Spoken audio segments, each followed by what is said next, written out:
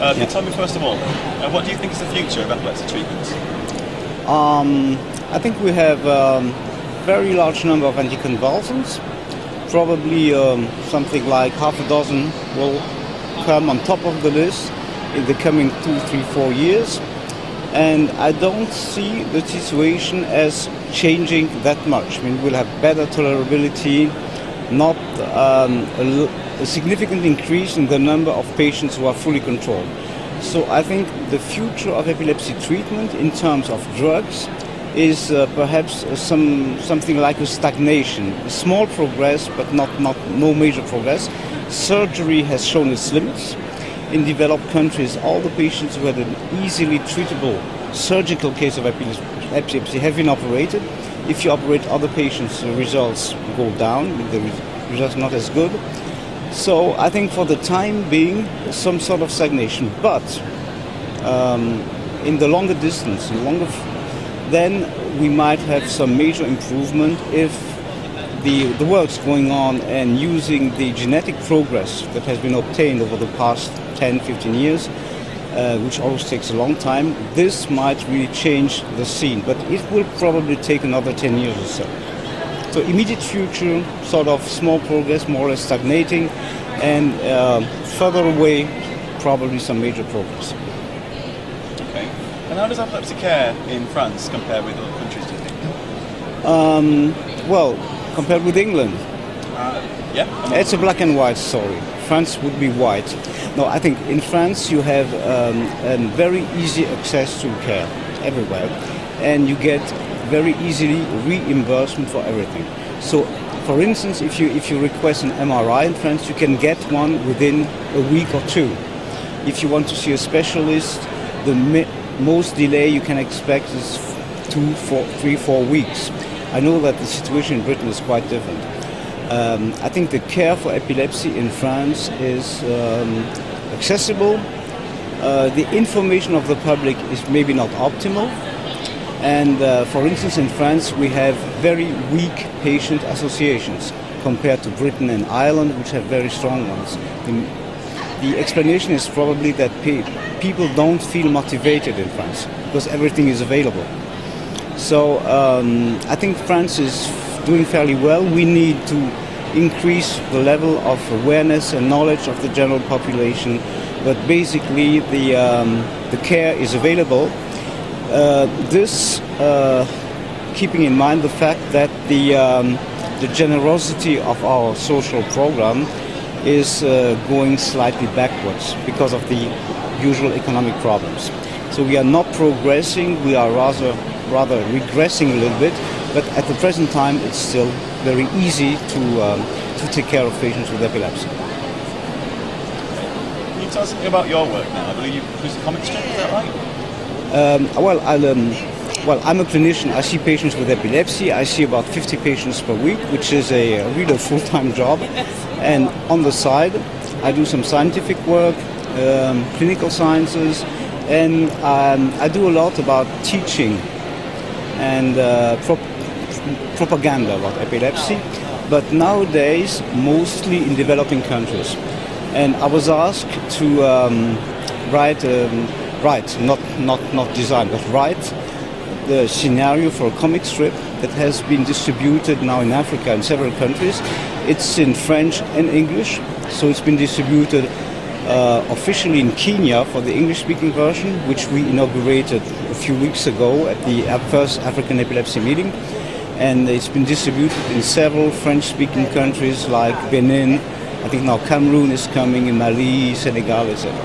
So this is a educational work, and I think it's very worthwhile, because especially in countries where you start from ground zero, I mean you have nothing. In spite of the international policies of these organizations, including the ILA, the IBE, who well, sometimes say Africa as well, we are taking care of it. Actually, nothing happens. So I think starting at the grassroots level with the local health ministry and education ministries, educating the younger people, the younger generations about epilepsy, is really important, because people think that epilepsy is not a disease you can treat. So they live with epilepsy, they never go to any doctor. That explains a large part of the treatment gap. The other one being the economic level. People know they have epilepsy, but they can't go to the doctor, they can't pay for drugs because of financial problems. So, but the educational part, the cultural part, we are fighting. And, well, I think it's one effort among others, but I think it's bringing its own stone to the whole building. Are you presenting this week at the Congress? Pardon? Are you presenting this week at the Congress? Yes and no. I should have, but I can't. I should have presented on Thursday, but I'm leaving this afternoon because I have a teaching seminar on epilepsy in Kazakhstan, starting the day after tomorrow. So I have to fly tomorrow to Kazakhstan. Otherwise, I would have had a presentation on Thursday. Okay. And is there anything you've seen so far at the Congress that you think has been really useful or important? It's a well organized Congress, obviously. I don't think the Europeans need a lot of congresses like this, except that it's a meeting place. You make programs together. You meet colleagues. You build up relationships. And that may be quite useful. Otherwise, well, I think it's more like a trade fair. It has some utility, and okay, but I mean, not for me anyway. For younger people who come in to learn a lot about epilepsy, it's okay. I think it's still useful. I don't think that these big congresses have a huge future because they cost a lot of money, and pharmaceutical industry, which is actually paying for most of this, will be less and less available for this sort of funding. So okay, as long as it's still going on, we are coming. It's interesting. It's nice to meet people in places like this. But I don't think that in 10 years it will be quite the same. It will be maybe much more restricted. Okay. And just one more question. This is more kind of general about treatment. If you could tell us, why is it you think that maybe people with epilepsy should understand their condition well and be involved in their treatment?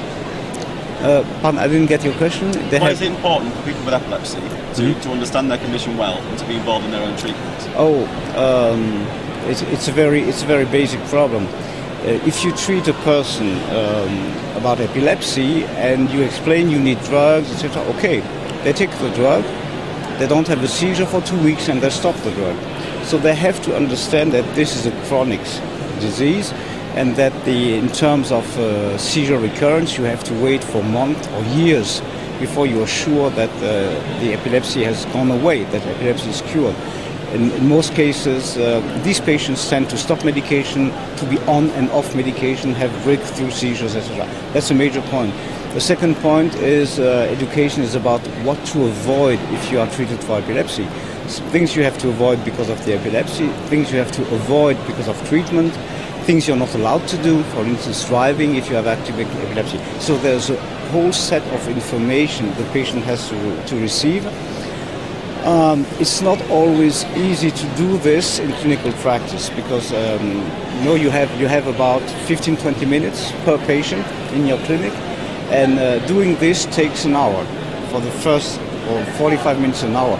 And then if you give all the information at one time, then the patient will get some of it, forget the rest. So you have to repeat it.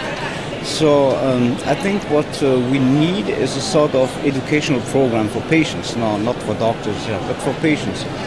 There is a lot of material on the internet, printed one. I think the best is a one-to-one, is a person-to-person educational process. And this is more or less in the making. We are trying to do something in France about this. It's not in the French tradition to do this, so we have some hurdles. I think they're doing it better in countries like Scandinavian countries, probably, where the medicine has been different. It's been much more socialized, and so it's maybe easier for them to do this than it is for us in France. But I think we might be progressing.